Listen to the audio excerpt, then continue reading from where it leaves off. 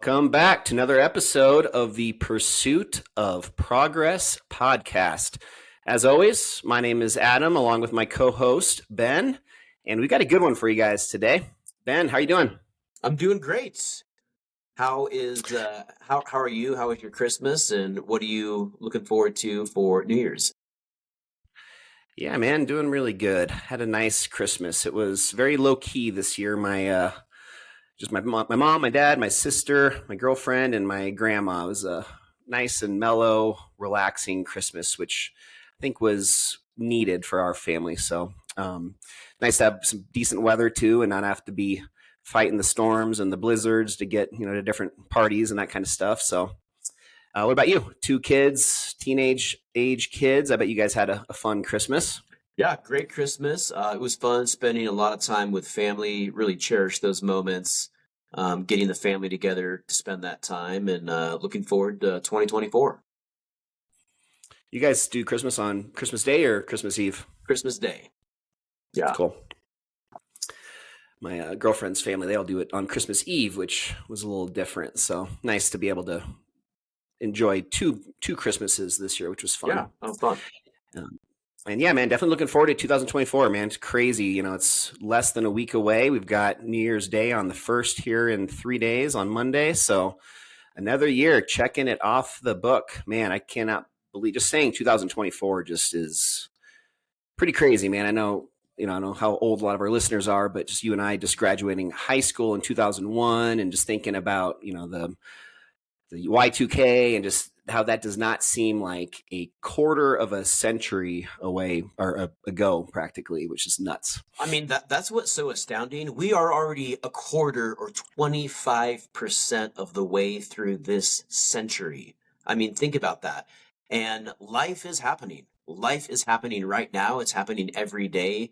And that is why we all need to be intentional. We all need to live with intention, be present with our friends, with our family, with our business, and live a life with purpose.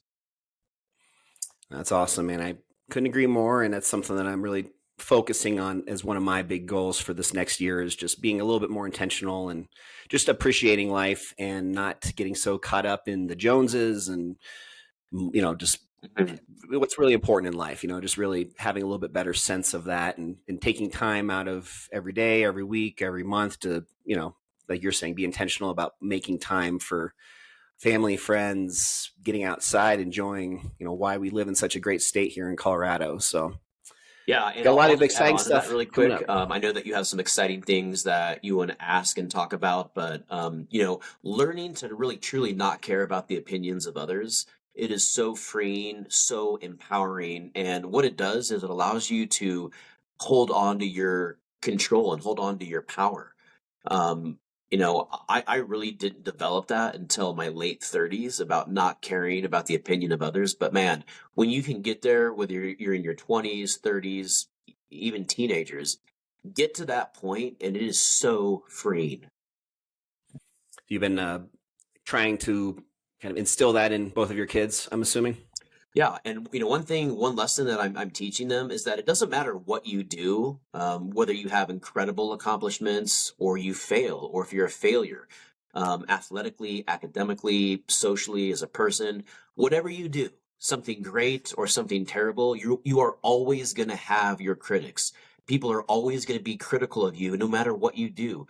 So I'm trying to get them to understand that, and so they're not looking for the validation of others. And so they can focus on the process, on their life, on their daily habits, and really win at life according to them. And it's so true, man. It doesn't matter what we do. People are always going to be critical. You're always going to have your haters, whether you're winning or losing. So you may as well just go live the life you want and pursue the life you want. Love that, man. It's very well said. So for today's episode, you guys, we're going to talk about somewhat of a polarizing individual and a topic that he's very passionate about. And that individual is Dave Ramsey. And Dave Ramsey's, first and foremost, a very, very successful radio host. He's been doing a syndicated radio show since I think it was back in like the 2005, maybe even before that, to be honest. I unfortunately haven't fact checked that date when he started his Dave Ramsey show. I've seen him live. I went out in maybe it's probably about maybe 10 years ago now and saw him speak for an evening. And he's definitely a very inspiring, motivating person, but he is also somebody that is very, I guess, what would the right word be? His opinion is very different from a lot of the other very prominent social media and just financial influencers out there today. People like Grant Cardone, as well as very well-known people like Warren Buffett. So, Yeah. Ben, you have a great YouTube channel where you feature different videos every week, and I think one reason why we wanted to do this topic today is because you actually released a new video yesterday on this same topic. So tell us a little bit about the video that you filmed and released yesterday and kind of give the viewers and the listeners a little bit more insight onto what that's all about. Yeah, I decided I wanted to do a video on Dave Ramsey. And, first of all, I respect Dave Ramsey. I respect his mission. And he is right for the vast majority of Americans. A lot of people, especially here in America, we've been trained that when you earn $1, you want to go spend $2. And that's just because of how our American economy works. It's based off of consumerism. It's based off of spending. And your average American is not financially disciplined. They lack financial control. They don't have the ability to, really manage their budget, manage their spending. And so someone like Dave Ramsey is appropriate for the vast majority of Americans. A lot of Americans, frankly, just need to be told what to do with their money because they don't have the maturity and the emotional discipline to manage their money correctly. So they need someone like Dave who can say, you need to do this, don't do this, avoid this, and make sure you're doing this. However, when it comes to mortgage, I believe that Dave has a lot of, his philosophy is no longer practical in 2023 as we move into 2024, considering, where interest rates are at, where home values are at. And there's really three main points on the video where I break down, and I believe Dave is wrong. And it's so interesting. The video just launched, and it's coming up on 1,500 views. Just here in the first couple of hours, and there are so many comments already that are just so polarizing and triggering. And so you can tell that this is a very emotional topic, and we've really struck a nerve here with a lot of the viewers. So just elaborate a little bit about what that exactly philosophy that he has is. So it's obviously related to debt, but what is his philosophy on that? Yeah. In the video, I discussed three main points. So point number one is, Dave believes that whenever you have a mortgage, you should always do a 15-year fixed. And I argue that that's not appropriate, that the 30-year fixed is a much better product for really everyone, regardless if you're purchasing a home as a primary residence, if it's a second home, if it's an investment property. So that's point number one. Point number two is that you don't need to have a 20% down payment. Dave is also very adamant on always wanting to put 20% down. And in the video, I share a personal story from when I bought my first home back in 2010. That's really, really powerful. And then point number three is that conventional private mortgage insurance is not the end of the world. There's a lot of different ways to handle that if you are putting less than 20% down. And so these are things that, being in the mortgage world, I am really an expert on, and I don't see Dave or, educating his listeners on some of these topics. And, my goal for every customer that I work with is I want to empower them and let them know what their options are. Lay that out so they can make an informed financial decision based off of their financial facts, and then move forward with confidence based off of what they decide. And but yeah, the three things: the 20-year or the 30-year fixed versus the 15-year fixed. You don't need a 20% down payment, and then the conventional private mortgage insurance. And I'm glad to expand on any of those if you'd like me to. Yeah, that's really interesting. So, just so maybe people that haven't bought a home before, just so they understand, I mean, those are really the only two terms available for a mortgage, correct? 15 and 30. There might be occasionally a creative, option outside of that, but I mean, 99% of home loans are one of those two, correct? And what do you think the percentage of 30-year is over 15? Are 15s very common? With all of the loans that I originate, I would say the vast majority are on a 30-year term. Now, technically, most lenders will offer a 20-year product as well. It's kind of in between the 15 and the 30-year. But you're right. Typically, someone will either do a 30-year or they will do a 15-year. But from my personal experience and going back several years, I mean, the vast majority of loans that I've originated, that's hundreds, if not thousands of loans over the past 5 years. I would say 98% are on a 30-year term. So I mentioned earlier about, some of these other very prominent, well-esteemed financial people such as Warren Buffett.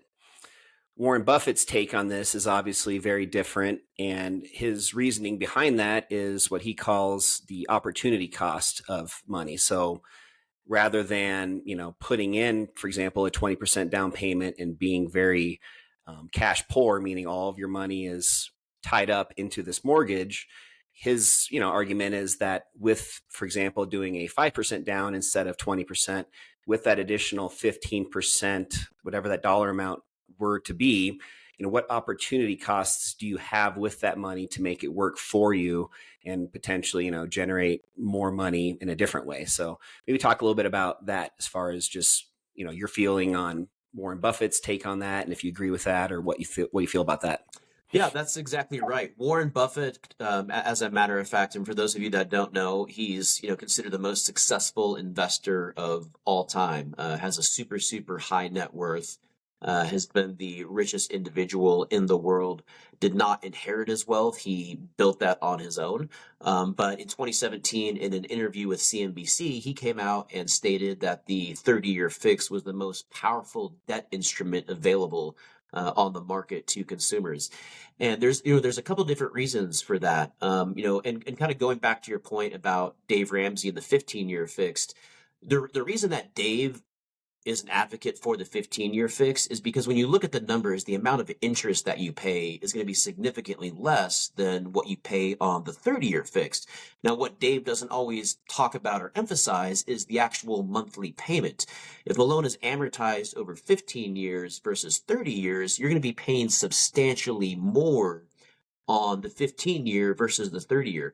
And, one of Warren Buffett's points is that with the role of inflation, including wage inflation, meaning that over time wages will rise, that even though you're paying more on the 30-year fixed, you're not actually paying for it. Inflation is paying for it. So your salary today that you're getting is going to go up with inflation. And over time, that mortgage payment, as long as it's on a fixed rate, will be subsidized. The interest cost will be subsidized or completely offset through future wage increases. And so that's one of Warren's big arguments. One of my big arguments for the 30-year is you have so much more flexibility. Dave will, he's really wants that 15-year, but when you're on the 30-year, this is what I always say, you still have the option to pay the loan off in 15 years. You're allowed to make additional principal payments. You have more flexibility and you have more options. And so the reason that I'm such a big advocate for the 30-year is because the payment is going to be significantly less, but you're still allowed to pay more. So, me personally, I'm on a 30-year on most of my mortgages, from my primary residence to my investment properties. And I will make additional principal payments because I know that when I do that, the amount of interest that I'm paying is going to be significantly less. But when something comes up, or if there's a huge expense like the air conditioning goes out, or if I have to replace a roof, and a lot of that has happened this year, I'm not stuck and obligated into the higher monthly payment. So I'm in control. I have much more flexibility. And that's my whole point. When you're on the 30-year, you have more control and more flexibility, and you have the opportunity to do all these other things, which is Warren's point. Yeah, and even thinking through just the, how well can you sleep at night as far as just, if you're doing a 15-year and you have a really high monthly payment and you're really stretched thin on what you can afford each month, and you lose your job, or you have something come up that's unexpected where you have new expenses that you weren't expecting, the ability to have that cushion and not be, Mhm. up against the wall, and, just thinking through just the outside of the physical, the actual dollar amount of this stuff, just the mental, just, again, just like being able to sleep at night and just not having so much anxiety with, worrying about making those payments if something does come up. So that's, yeah, it's really interesting. Yeah, yeah, And that's just exactly to, right. and just so people understand a little bit more about the kind of that third point you mentioned about PMI, private mortgage insurance. So just talk through a little bit about, for people that maybe don't know much about that. So if you have less than 20% down, you're required to have that. Is that correct? Yes, yeah. So if you're doing a conventional loan and you're putting less than 20% down, you are required to have conventional private mortgage insurance in some form. And let me just back up and share a personal story with you. When I bought my first house, and this also ties in with point number two, Dave Ramsey is an advocate for always putting 20% down. And that's another really strong belief that I have that's not correct. If you have 20% down and you have the means to do that, and that's important to you, I'm not going to argue with you. Now where I'm at in my life, when I buy a property, I'm putting 20 to 25% down or more.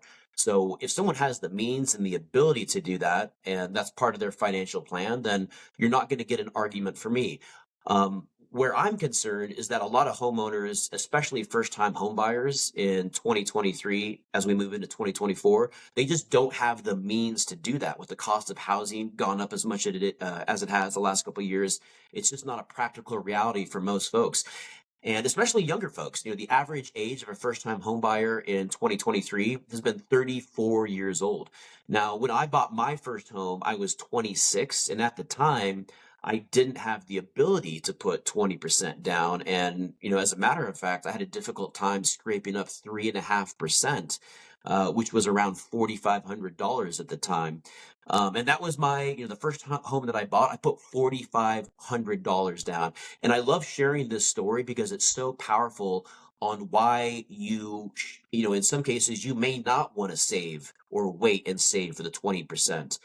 So in my example, I put $4,500 down on my first home. This was in Phoenix, Arizona, back in 2010, because that's all that I could afford. Um, and 5 years later, I sold that home. When I sold it, I netted $70,000 from the sale of that home in 2015.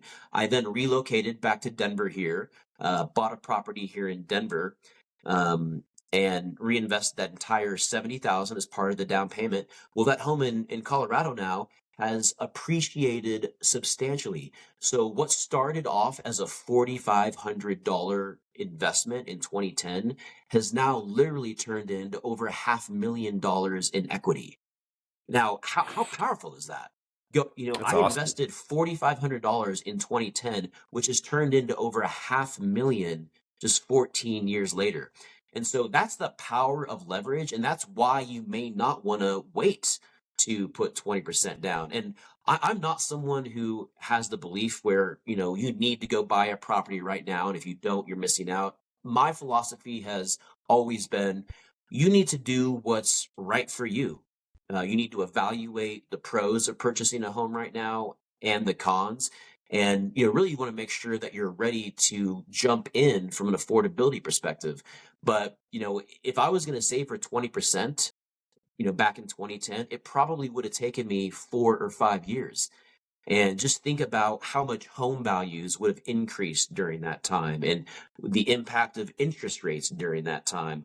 I would have lost out on all of that equity and I would not be where I'm at today had I waited to try and put 20% down. So that's another big kind of argument that I have with Dave. And private mortgage insurance isn't the end of the world, especially with conventional. As soon as you hit that 80% mark in equity, either through principal pay down on the mortgage or um, equity appreciation on the property, you can get rid of the mortgage insurance. You can request for it to come off at any point. It'll come off automatically once the loan to value ratio hits 78% based off of the original appraised value. And another thing that Dave never mentions is that there are, 5, 6, 7 different ways to handle the mortgage insurance. One thing that's great about this market right now is that buyers have more leverage than they've had in years. And you can, if you're a buyer, you can request the seller to pay for the private mortgage insurance through a seller credit. You can even finance it into the loan on a one-time lump sum basis, so you don't have to pay for it monthly.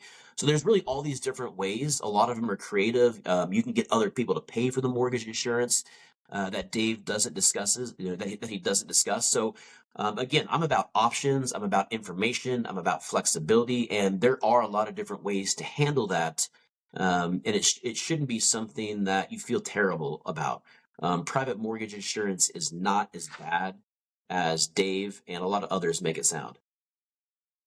So just maybe for some context, let's just say I'm buying a $500,000 home. I'm only putting, let's just say 5% down. What would just a ballpark, what would the private mortgage insurance be on a monthly basis on something like that? I mean, is it, $100? Is it $300? Do you have just kind of a rough? Yeah, that's another great question, and to answer that, I can't really give you a specific dollar amount, but what I can tell you is that it's risk based. So unlike FHA is going to be a flat rate based off of the down payment, and in most cases, it's the mortgage insurance premiums are going to be on the payment for the life of the loan. So for FHA, you can't get rid of the mortgage insurance if you're putting less than 10% down. And a lot of times it's going to be higher on FHA than it is conventional. So conventional, it's risk-based, meaning that it's based off of the individual's credit score. It's based off of their debt to income ratio. It's based off of occupancy, the amount of reserves they have, and there's several other qualifying factors. So the better qualified someone is, the lower their premiums are going to be. Down payment is also another factor. So that's what's so great. And not only that, you have all of these different ways to handle it. So you can pay for it monthly. You can finance it back into the loan. You can get the seller to pay for that. So a lot of lenders have the ability to also shop the mortgage insurance around. There's about 7 or 8 different companies that offer private mortgage insurance, and you can shop that around if you're a lender on behalf of your customer to make sure that they're getting the best possible rate and premium. So there's a lot more options, a lot more flexibility on how that's handled. So I'm, considering buying a house in 2024, first time buyer, don't have a ton of cash saved up. Maybe I've, been slightly irresponsible in the past. My credit score is not, perfect. How realistic is it for somebody in that type of role to get a 3.5% down? I mean, is that realistic for people that aren't, up on this pedestal of having perfect credit? And, is it realistic for the average Joe to get a 3.5% down mortgage? It is. And when you talk about 3.5% down, what I'm thinking of is more of an FHA loan. And the Mm-hmm. first home that I bought in 2010 was an FHA loan. It was a 3.5% down FHA loan, and the benefit of an FHA loan is that there's so much more flexibility from a credit score perspective. And so if your credit is not perfect, if it's in, the mid 600s, the low 600s, there are even some lenders out there that will go into the 500s. That can still be a great option. There's, FHA, it's a government backed loan. And so you can still get great financing terms and get approved even if you have less than perfect credit. And so it can be a great segue into homeownership for someone that doesn't have perfect credit. And then, like in my example, I was able to make that step with an FHA loan. I started building some equity. This is the one thing that I left out there. I bought my home in 2010. I sold it in 2015, but I actually did a refinance in 2012 after about 2 years. I got out of that FHA loan into a conventional loan. I got rid of that mortgage insurance. I dropped the payment down, and that's a very common strategy. And that's, if you can get into a conventional loan once you're ready, like you'll have that option. But an FHA loan is a great tool and a great way to become a homeowner, even if you have less than perfect credit. And let me ask you a question. I know that you were researching kind of some data here over the last couple days as far as net worth, and I love talking about net worth and how that relates to income and how that relates to just owning assets. But what did you find out as far as, what is the net worth of someone who rents compared to someone who's a homeowner? Yes, I mean, it's pretty staggering when you just compare the two. So, and this was pulled fairly recently, so it might have changed slightly even since then. But, currently the average net worth of a renter is only about $10,400. The same net worth for an individual that is a homeowner is just shy of $400,000, 396,200. So, I mean, what a staggering, difference between those two. And like you were saying earlier, it's not something that everybody needs to be, buying just to buy. There's a right time for everybody. Hmm. However, if that's important to somebody, there's always a path available for them to get there. And whether or not they're buying today or 6 weeks, 6 months, or 6 years from now, I mean, just as long as they at least have identified that as a goal of theirs, then they can, again, reverse engineer that to creating the ability for them to make it a reality. So Hmm. I think just with those numbers, that should be enough for pretty much everybody to see the value in home ownership and just the power of over time, just again, how much net worth is achieved just through owning real estate.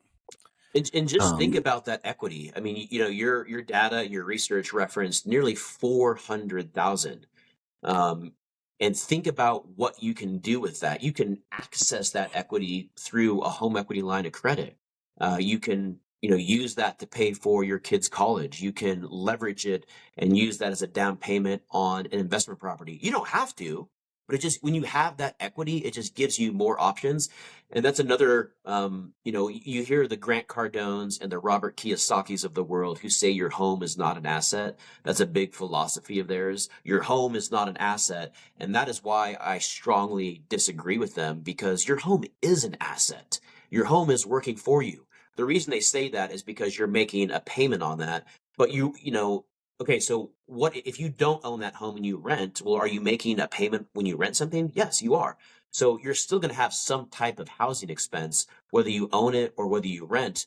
But if you own it, that property is working for you. It's building that equity, and then you have options to use that equity for other things or not. Just doing what you feel is in your best for your individual financial profile. And I was kind of staying on the same theme. You had asked me about someone that has less than perfect credit. If putting 3.5% down was realistic. What are some things that you're seeing on the real estate side, and what are tips that you have for folks that are aspiring home buyers? What would you suggest if someone's interested in purchasing a home, you know, in 2024, but they don't know what step to take or where to start? What are your thoughts there? so yeah, without a doubt, I mean, it's a very overwhelming, just task of making that decision to buy a home, just all of these unknowns. They've obviously never done it before. So there's a lot of just words being thrown around, different fees, different expenses. Just there's a lot that's going into this that I think can make it pretty overwhelming for people. So my suggestion, first and foremost, is to just connect with a lender, somebody like yourself or just anybody else that they have gotten a good referral from somebody that they trust on, and just getting that pre-approval just to see what currently with their job, with their just current living situation, with what debts they have, credit cards, cars, all that kind of stuff. Just figuring out, what really they realistically they could afford, and more importantly, what they would feel comfortable paying on a monthly basis if they were to buy a home today. So let's just say, I've got a client that's, first time home buyer. They're really interested in buying a house. They, realize that, with their current situation, they could qualify for a mortgage up to $3,000 a month. That's maybe what they would feel comfortable paying Hmm. when they did buy a home. But right now they're a renter and they're paying $2,000 a month. Well, rather than just waiting until that day comes to start that $3,000 a month mortgage payment, just pretend like you own the house today. Hmm. Start paying that dollar amount today. So what I mean by that is start, $3,000 a month. That's now your living budget. Pay your $2,000 a month rent, but then take that additional $1,000 and just put it into an account that you're not going to touch, and basically just train your mind and your habit of now being able to, on a consistent basis, pay that amount that you're going to eventually need to pay without failure month after month after month. And just by doing that, you're going to not only just build up these extra reserves, Yeah. which can be used at the closing, whether it be, just unexpected costs that come up, or, without a doubt, you're always going to have, potentially some other expenses when you move into your new home. If you buy a new build home, for example, most likely you're going to have to put up window coverings. You might even have to buy a couple appliances, maybe some landscaping. There's different scenarios like that where you're going to have additional costs outside of just the mortgage when you're buying your home. So number one, you're just having that additional, reserves of cash available to do that. But more importantly, I think, is really just that concept of training your mind and being comfortable with that payment. So when that day comes, it's no sweat off your back. You've already been doing this, and it's just, another month, no change at all with that. So Yeah, I I think think that's really that's powerful. I think that's excellent advice. And it's, what you're talking about is putting a plan together and being disciplined. And the mistake that I see with a lot of first time home buyers in particular is that they get too emotional. They're not even thinking about buying, and all of a sudden they go to an open house and like they want to go buy that without having put any thought into that. So I'm a really big believer in putting a plan together, being disciplined, staying committed to the plan. And when you can separate your emotions, when you can look at a home as not just a place that you live, but really understand and realize that there is this other financial component and that it is an investment. Like you said, are you comfortable with the payment? Um, is it, from an affordability perspective, is it in line with your goals? Have you considered some of those other possible costs? Putting that plan together, thinking through things, not being emotional in your decision, and being disciplined in your actions. That is how you win with mortgage and real estate. And just one last topic, or one last point on that topic. There's a good chance that just going through this pre-approval process, most likely you're going to identify, kind of the cold, hard truth of some certain areas of your personal finances that maybe aren't aligned with, being a savvy, financially, sound individual. As an example, you've talked to me several times about just what the average American's car payment is. I think you said it was over $700. So just, as an example, you do this pre-approval and you start identifying things like this, and it might be enough of a realization to, in order to pay this $3,000 a month, we need to, do one of two things. We either need to learn how we can make more money, or we need to figure out how we can save more money. And, it's a pretty common, just saying, it's not how much you make, it's how much you keep. And I think by going through that pre-approval process, you're at least identifying, some areas that, most likely almost everybody has some areas that they can improve on with that. And that's just a great way to get a head start on that and be a lot more poised when that day comes. Yeah. And it's so interesting. It's so true. It really isn't about how much you make. It's about how much you keep. I've worked with individuals that are making two, three, $400,000 a year, but they're broke. They're still living paycheck to paycheck because every time they get a raise or an increase in income, they go add another liability. They go upgrade their car, or they go buy the RV, and they finance a lot of this stuff. And so that's why it's so important to have a plan, like you were talking about earlier. What is your vision this year, next year, 5 years down the road, 10 years down the road? When do you want to retire? What type of life do you want to have in retirement? Are you willing to make sacrifices today, right now, so you can live a better life that is more secure tomorrow? And so these are all great points. And these are things that I think about in my own life. And I'm making sacrifices right now. I'm keeping my monthly obligations as low as I can. I really try and avoid bad debt and make sure that the only things I am financing are assets that are going up in value and are going to pay me every month. Because I want to get to a spot to where, if I want to work, great. If I want to move on to my next passion projects, I want to be able to have the means to do that. Yeah, that's very inspiring. I think one thing I've really looked up to with you is over the last few years, as you're growing your investment portfolio with rental properties, instead of upgrading your car, which you obviously, could have done several times over at this point, but instead of doing that, you're taking that same amount of extra cash, extra money that you have, and you're putting it towards another investment where it's basically forcing you to be, structured and not spend frivolously. Mhm. You're kind of forcing your hand by reinvesting that money into another, rental property where you don't have the ability to have that, extra money kind of burning a hole in your pocket and then eventually caving and spending it on something that's, could have been better spent somewhere else.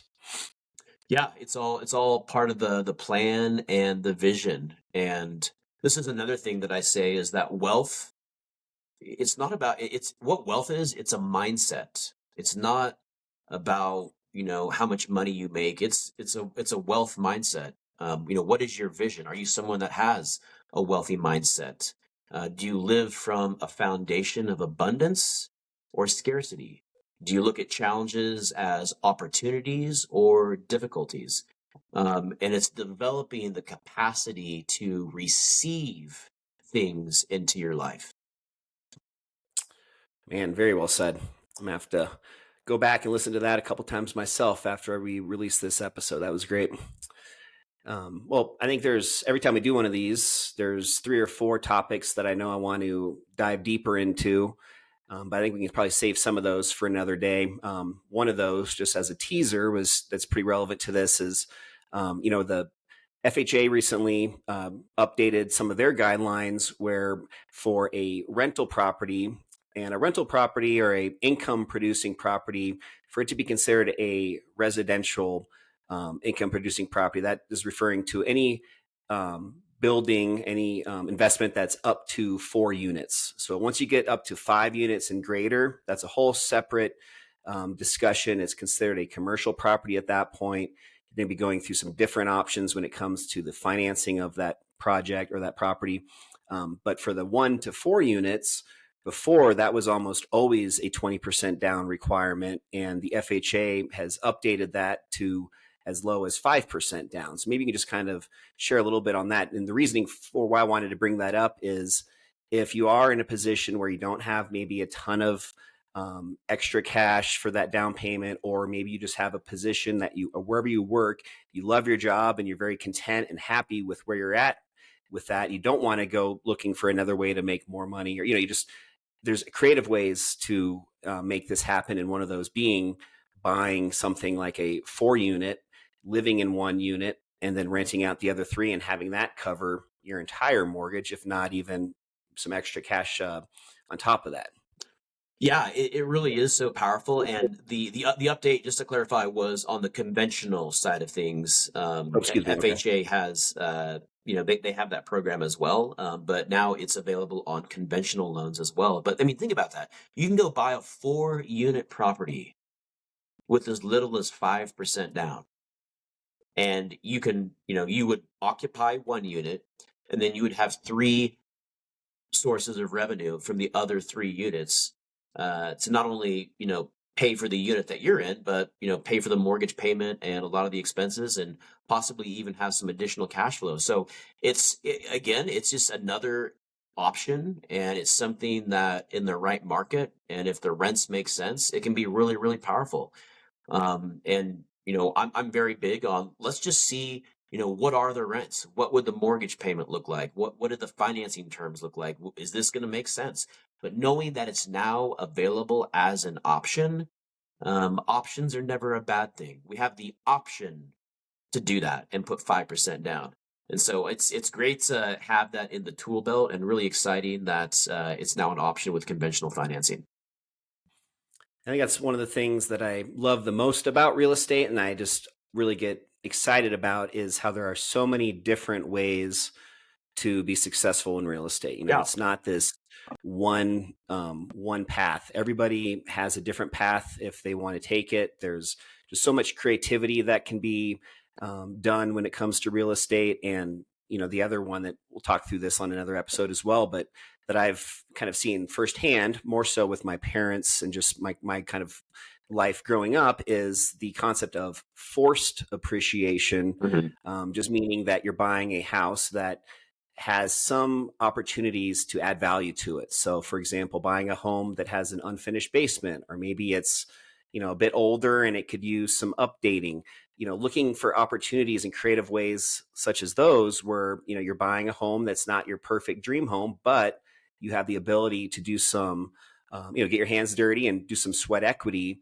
And that's just one other way to add value to the house, get it refinanced after doing so, and get even more equity that way. And also, I feel like that's a way where, as opposed to other forms of investments, you have the ability to have a little bit more control over your investment. If you're willing Yeah. to put in the work, you can minimize your risk through, some of these projects with, value add and forced appreciation. Hmm. Yeah, those are all incredible points, and I feel the same way. There's so many different ways to win at real estate, but you got to have a plan, and you got to have a vision, and you need to be disciplined, and you need to stay committed. And if you have a long-term outlook, you know, it's that's a big part of the winning formula. And so if you don't need to go sell, and you're not looking to, necessarily pull that equity out as soon as you can, unless it's for the right things and the right reasons, if you have a long-term outlook, it's really difficult to lose at real estate. Yeah, I released a video recently and just using kind of the quote of, don't wait to buy real estate and wait. So as long as you just Yeah. have that concept, really a good foundation of understanding that, and that doesn't necessarily mean you have to hold on to it forever. Some people do, some people don't. There's different strategies with that, but just understanding that the biggest power within real estate is in the long term. It's not a short term get rich quick. It's not going out and buying Bitcoin or, some of these other short-term successes that you occasionally hear about. Mhm. The majority of wealth that's created through real estate is in the long term. That's right. That's right. So, well, I think we dropped a few different bombs today, a few different good nuggets of info. I think we could probably leave it with that for today. But Ben, before we close out, just want to hear a little bit about, obviously we got New Year's coming up. Are you doing anything fun for New Year's? What do you got going on in the next few days?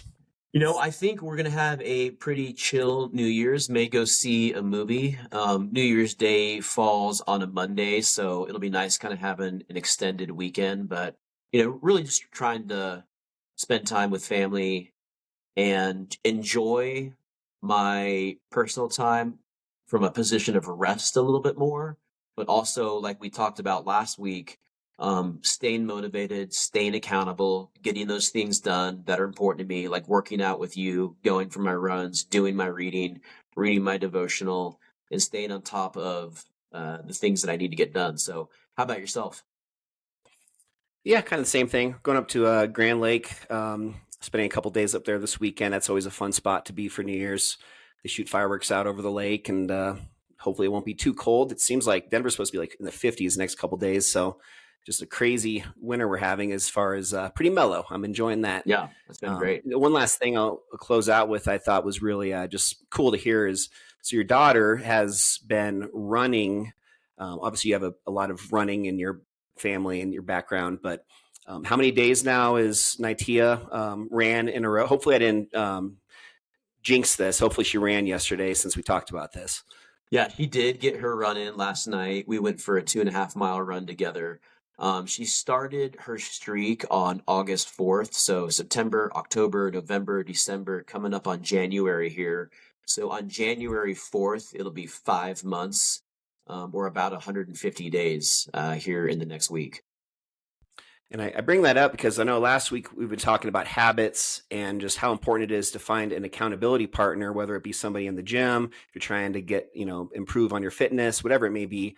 But I was just thinking about this after you told me that, is for people that are maybe a mother or father and they have children that are at an age old enough where they can be active as well. That's what a great accountability partner, even within your children. Yeah, maybe they don't have the same goals as you, but for example, incentivizing in some way, like I know with your daughter, you said you give her a new pair of tennis shoes for every 30 days that she Mhm. completes in a row. But by having some sort of an incentive for your kids, that's going to motivate them to want to keep doing it every single day or whatever the goal is. But it's just, again, another accountability partner in a sense, because maybe you just commit to doing it with them. So if, if your daughter's motivated and has to get her run in today, even though, it's crummy weather out, it's kind of in a way also your accountability partner. So just wanted to throw that out there, guys. If you're having a hard time, because I know it's really difficult to find an accountability partner when it comes to fitness, and somebody that's got the same goals as you and is going to be actually committed and showing up day after day after day. That's a really hard person to find for a lot of people. And if you're not fortunate enough to find that person, just consider that, get creative. Maybe it's your kids that can kind of both benefit. You can benefit one another somehow. So just want to throw that and out for there. us, it's also a great way to have some family time together where we can, and my son, he runs too. And, the three of us will go out for runs a lot. And it's just a fun way to develop healthy habits and get some really quality family time. And this is something that I always say, it's not just about the running. I mean, the running does have incredible benefits for health, but it's, one thing I always tell them, it's developing the habit of learning how to stay committed, of learning how to be disciplined, and learning how to put the work in. And running a lot of times is not always fun. Like last night, we went for a run and it was about 20 degrees out, pitch black. I didn't want to go run in the dark, with it being 20 degrees out. And I don't know that she did either, but it's just learning to walk through the fires and learning to be disciplined and accountable. And if you can master that with something like running, you can then apply it to all these other areas of your life. It's a skill of facing adversity, being disciplined. That is the skill that we're really going after. Let's master it here and then, use it in all these other areas of our life. When I was doing 75 hard, we had a few spells of bad weather during that. We'll talk through 75 hard on a different episode, but part of that was also doing a daily outdoor workout. And on those days when it was crummy out and cold and dark and windy, when I still made the effort to get out and do that, it was also a really great way to build self-confidence, because kind of going back to that concept of our episode last week on separation season, you're out there, nobody else is out there, and you just realize that, I'm doing something that others aren't. I'm willing to do something that others aren't. And it just gives you a little bit more self-confidence than you had the day before, because you're making that effort despite the weather or whatever the environment is that you're up against. Yeah. And these, when you go through the fire and when you walk through the weeds, that is where the lessons are learned. I like that. Man, you're dropping some nuggets today, buddy. All right. Well, guys, hope you enjoyed this one. I think we went through a lot of really practical tips. Obviously, Ben has a ton of knowledge when it comes to the mortgage related insights. So really appreciate all that info that you shared with us today.